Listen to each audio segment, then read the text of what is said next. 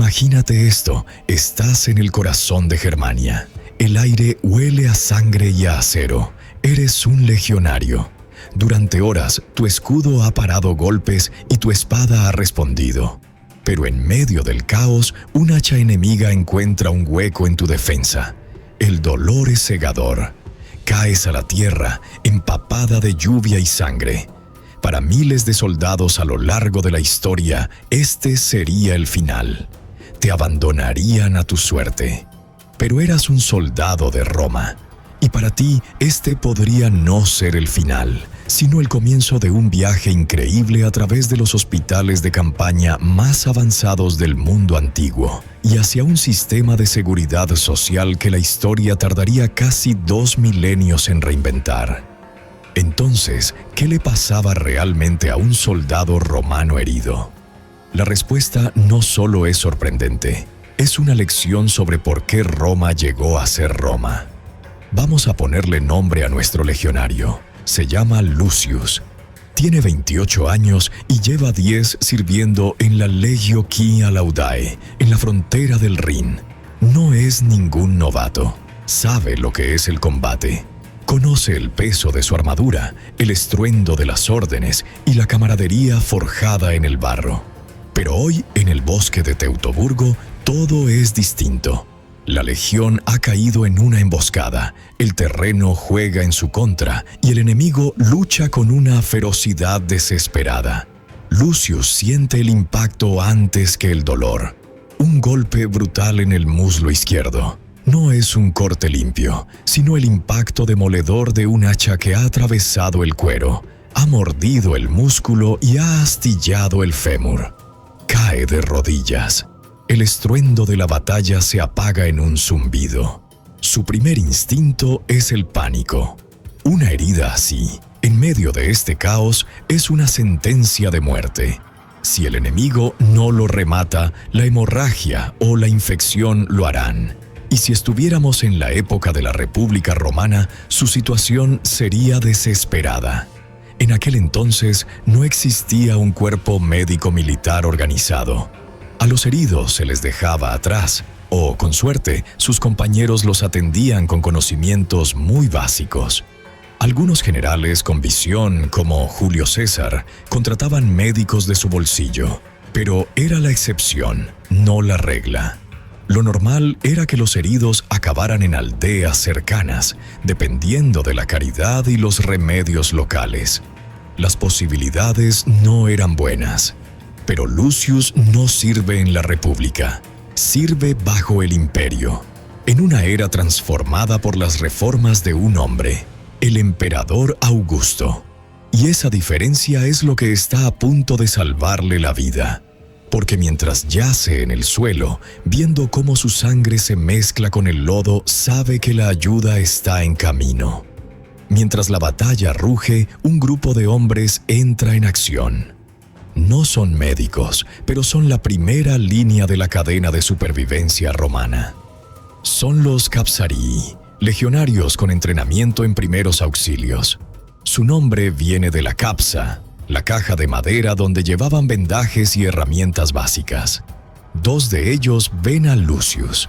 Con una eficiencia casi brutal, lo arrastran detrás de las líneas, a una zona más segura. Tenían 2 objetivos urgentes: estabilizar y evacuar. Uno corta la ropa de Lucius para dejar la herida al descubierto. La hemorragia es grave. El Capsarius actúa rápido, aplicando un torniquete improvisado para frenar la pérdida de sangre. Limpian la zona como pueden con agua y vinagre. Un antiséptico simple pero efectivo. Después, un vendaje bien apretado. Estos hombres no hacían cirugías complejas. Su trabajo era el triaje en pleno combate, curar a los heridos leves para que volvieran a la lucha y estabilizar a los graves como Lucius para el siguiente paso. Cada cohorte tenía varios Capsarii, asegurando una respuesta rápida. Roma había entendido una lección clave de la guerra. Un soldado que sobrevive puede volver a luchar, y un sistema que cuida de sus heridos inspira una lealtad inquebrantable. Una vez estabilizado, suben a Lucius a una camilla. Aquí empieza su verdadero viaje, lejos del caos y hacia una de las innovaciones más notables de Roma, el hospital de campaña, el Valetudinarium. El viaje es una pesadilla borrosa, pero finalmente Lucius cruza las puertas del campamento fortificado. Y lo que ve no es un puñado de tiendas sucias, sino un edificio imponente, construido con la misma lógica que un acueducto. Este es el Valetudinarium, una palabra que viene de valetudo, buena salud. Aunque ya existían instalaciones médicas básicas, fue el emperador Augusto quien las convirtió en una política de Estado estandarizada. Comprendió que para mantener un ejército profesional en fronteras lejanas, cuidar de la salud de sus hombres era una inversión estratégica. Un legionario veterano era un activo valiosísimo, el resultado de años de entrenamiento. Perderlo por una herida tratable era un desperdicio. Estos hospitales militares eran maravillas de la arquitectura sanitaria, sin igual en el mundo antiguo, al menos en lo que a organización militar se refiere. Las excavaciones en campamentos como Vetera en Alemania nos han revelado su diseño. Edificios rectangulares organizados alrededor de un patio. Un corredor principal daba acceso a pequeñas habitaciones a cada lado, cada una para 4 o 5 soldados, lo que fomentaba el apoyo mutuo. Al llegar, Lucius es llevado a una sala de recepción. Allí los Medici, los médicos, evalúan la gravedad de su herida. Ser médico militar bajo el imperio era una carrera prestigiosa. Se les daba un estatus especial, mejores salarios y quedaban exentos de las tareas pesadas. Esto atrajo talento de todas partes, sobre todo griegos, que traían consigo los conocimientos médicos más avanzados de la época. El Valetudinarium no era solo para los heridos, era un centro de salud. Los médicos supervisaban la higiene del campamento, la calidad del agua y la dieta, intentando prevenir enfermedades que a menudo eran más letales que el enemigo. Tenían cocinas, farmacias y, en muchos casos, agua corriente y calefacción. Llevan a Lucius por un pasillo limpio y ventilado, un contraste brutal con el barro del exterior. Lo dejan en una de las salas. El aire huele a hierbas medicinales y a sufrimiento, pero es un aire de orden y esperanza. Aquí, la batalla de Lucius por sobrevivir está a punto de empezar. El médico jefe, un griego llamado Aesio, examina la pierna de Lucio. Su cara es seria. El hacha ha destrozado el músculo y fracturado el hueso. Y lo que es peor, hay trozos de tela y metal incrustados en la carne, un nido perfecto para la infección, el verdadero asesino antes de los antibióticos. La decisión es inmediata. Hay que operar. Lucius es trasladado a una sala especial, el quirófano. Es una habitación bien iluminada. Sobre una mesa se despliega un juego de instrumentos de bronce o hierro con una funcionalidad que, en algunos casos, nos recuerda a los modernos. Bisturís de varios tamaños, pinzas para sujetar vasos sanguíneos y extraer esquirlas, sondas para explorar heridas y sierras para amputaciones. La grandeza de la cirugía romana no venía de un conocimiento profundo de la anatomía. La disección humana era tabú, sino de su pragmatismo y de la experiencia acumulada tratando traumas de guerra. Antes de empezar, le dan a Lucius una copa de vino mezclado con extracto de amapola. No es una anestesia general, pero adormecerá el dolor agudo que está por venir. Aesio y sus ayudantes se lavan las manos y los instrumentos con vino o vinagre. No conocían la teoría de los gérmenes, pero la experiencia les gritaba que la limpieza funcionaba. A veces incluso hervían los instrumentos. Comienza la operación. Mientras 2 ayudantes sujetan a Lucius, Aesio usa unas pinzas finas para sacar cada trozo de suciedad. Con un bisturí recorta el tejido muerto para evitar la gangrena. Controla la hemorragia con presión y ligaduras, una técnica que ya describían autores como Celso. El hueso es el gran problema. Aecio usa una palanca para realinear los fragmentos del fémur.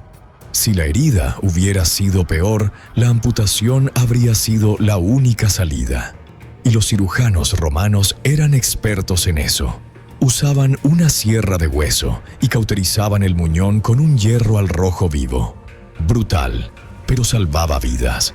Una vez limpia la herida y alineado el hueso, la cosen con agujas de bronce e hilo de lino. Finalmente, la cubren con un apósito empapado en miel o vinagre. La miel, un antibacteriano natural, ayudaba a prevenir infecciones. El procedimiento ha sido una tortura, pero Lucius está vivo. Ahora empieza lo más difícil, la recuperación. Y sus probabilidades son sorprendentemente buenas.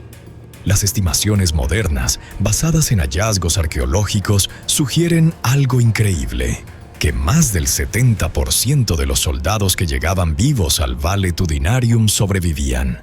Una tasa de éxito que no se volvería a ver en la medicina militar hasta el siglo XIX. Los días se convierten en semanas. Lucius flota en un mar de dolor controlado y fiebres. Su dieta es a base de caldos para fortalecerlo. Le limpian y vendan la herida cada día. Aecio lo visita, buscando cualquier signo de infección. Una fiebre alta podría significar el principio de una sepsis mortal, pero el cuidado da sus frutos. La herida de Lucius empieza a sanar limpiamente. El hueso suelda, aunque de forma imperfecta. La camaradería en la sala ayuda. Los hombres comparten historias, se quejan y se apoyan. Este apoyo psicológico era una parte clave de la cura. Poco a poco, Lucius empieza a moverse con muletas. La pierna está rígida y le duele, pero está vivo. Sin embargo, una nueva ansiedad lo consume. Su pierna nunca volverá a ser la misma. Cojeará siempre. Ya no puede marchar kilómetros con equipo pesado ni mantenerse firme en la línea de batalla. No puede volver a ser el legionario que era. ¿Y ahora qué? ¿Lo desecharán como una herramienta rota? Tras varios meses llega el veredicto. Un comité de médicos lo evalúa. La conclusión es unánime. Lucius ya no es apto para el combate. Este retiro por motivos médicos tenía un nombre: Missio Causaria. Era una baja honorable para los soldados que, por herida o enfermedad, no podían completar sus 25 años de servicio. Y no era un simple adiós. La Missio Causaria era la puerta a un sistema de beneficios que fue una de las mayores innovaciones de Roma. El viaje de Lucius hasta aquí ya es increíble, ¿verdad? Pero lo que viene ahora redefine por completo la relación entre un Estado y sus soldados. Si esta historia te está atrapando, considera suscribirte y activar las notificaciones. Así no te perderás cómo Roma creó el primer sistema de pensiones militares de la historia para cuidar de sus héroes. Para entender qué le espera a Lucius, volvemos a Augusto. Tras años de guerras civiles, tenía un problema: cómo asegurar la lealtad del ejército y qué hacer con los veteranos. En la República, los generales les prometían tierras, pero eso ataba la lealtad del soldado al general, no al Estado. La solución de Augusto fue brillante. En el año 6 después de Cristo creó el Aerarium Militare, el tesoro militar. Era un fondo de pensiones estatal, centralizado y permanente, el primero de su tipo en la historia. Su único propósito: financiar las primas de retiro para los soldados. ¿Y de dónde salía el dinero? Augusto empezó poniendo una fortuna de su propio bolsillo: 170 millones de sestercios. Pero sabía que eso no era sostenible. Así que creó dos nuevos impuestos para alimentar el fondo: un 5% sobre las herencias y un 1% sobre las ventas en subastas.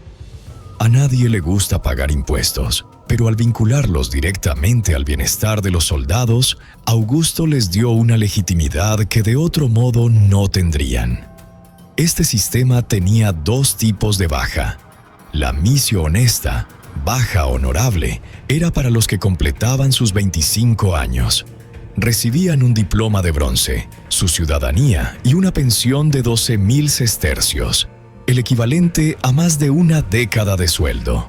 A veces, en lugar de dinero, les daban una parcela de tierra en una colonia de veteranos, como Emérita Augusta, la actual Mérida. El segundo tipo era la missio causaria, la de Lucio.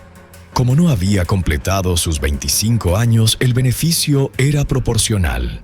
No tenemos la fórmula exacta, pero es lógico pensar que un soldado que había servido 12 años, como Lucius, recibiría una parte considerable de la pensión completa, una suma que le permitiría vivir con dignidad. Pero los beneficios no eran solo dinero. La missio causaria le devolvía el derecho a casarse legalmente, algo prohibido para los soldados en activo. También le garantizaba la propiedad de todo lo que hubiera acumulado durante su servicio. Y por supuesto reafirmaba su ciudadanía romana. Para Lucius, ese pergamino no es solo un papel, es la promesa cumplida del emperador. Es la seguridad de que su sacrificio tiene un valor real. Con su pensión en el bolsillo, Lucius se enfrenta a un nuevo mundo. Ya no es un soldado. ¿Qué podía hacer ahora? Una opción era volver a casa. Con el dinero podía comprar una pequeña granja o abrir un taller. Su estatus de veterano le daba un prestigio enorme en su comunidad. Era un hombre que había sangrado por Roma. Otra posibilidad era establecerse en una colonia de veteranos. Estas ciudades, a menudo en provincias fronterizas, servían para dar un hogar a los exsoldados y, a la vez, para romanizar y asegurar esos territorios. Estos hombres, leales y disciplinados, eran el núcleo de una nueva sociedad romana. Pero no todos los heridos quedaban totalmente incapacitados. Para alguien como Lucius, que cojeaba pero cuya mente y manos estaban intactas, había otra vía: la reasignación. El ejército era una enorme burocracia. Un veterano que supiera leer y escribir podía ser reasignado a tareas administrativas, como escriba, como instructor de reclutas o supervisando los talleres del campamento. Esta era la eficiencia romana en acción. En lugar de descartar a un soldado con experiencia, el sistema le encontraba un nuevo propósito. Seguía sirviendo, manteniendo su sentido de pertenencia y cobrando su sueldo. El destino de Lucius, por tanto, no es de tragedia y abandono, sino de transición. Su vida como guerrero ha terminado, pero gracias a la estructura de Roma, su vida como ciudadano, colono o administrador está a punto de empezar. El sistema no era perfecto, y los beneficios podían variar. Los soldados auxiliares, que no eran ciudadanos, recibían menos. Pero en conjunto era una red de seguridad sin precedentes. El legado de la compasión y el pragmatismo. Al final, la historia de Lucius, desde el hacha en el bosque hasta su nueva vida, nos enseña algo fundamental sobre Roma. Su poder no se basaba solo en la fuerza bruta, sino en la inteligencia de sus sistemas. Cuidar de los soldados heridos no era solo un acto de compasión, era una política de Estado increíblemente pragmática. Al crear un cuerpo médico profesional y hospitales de campaña, Roma se aseguraba de que sus ejércitos siguieran siendo eficaces. Al instituir el tesoro militar y las pensiones, Augusto se aseguró la lealtad del ejército al Estado, garantizando la estabilidad durante siglos. Este sistema, además, fue una poderosa herramienta de ingeniería social. Creaba una clase de veteranos leales que se convertían en pilares de la sociedad, extendiendo la cultura y la ley de Roma hasta el fin del mundo conocido. Demostraba que el imperio no solo conquistaba, también construía y cuidaba de los suyos. Así que la próxima vez que pienses en la antigua Roma, no pienses solo en el Coliseo. Piensa en el cirujano Aecio, limpiando una herida a orillas del Rin. Piensa en los administradores del tesoro militar, asegurando la pensión de un soldado. Y piensa en Lucius, el veterano cojo que, gracias a la visión de su imperio, pudo cambiar su espada por un arado y vivir el resto de sus días no como una víctima, sino como un héroe recompensado. En su historia vemos nacer una idea que sigue siendo fundamental hoy: la responsabilidad de una nación con aquellos que arriesgan su vida para defenderla. La historia de Roma está llena de estas innovaciones que moldearon nuestro mundo. ¿Qué otro aspecto de la vida romana te gustaría que exploráramos? La ingeniería de los acueductos, la vida de un gladiador, los secretos del Senado. Déjanos tus ideas en los comentarios. Y si te ha gustado, no olvides darle a me gusta, compartirlo y suscribirte para más historias que le dan vida al pasado. Gracias por acompañarnos.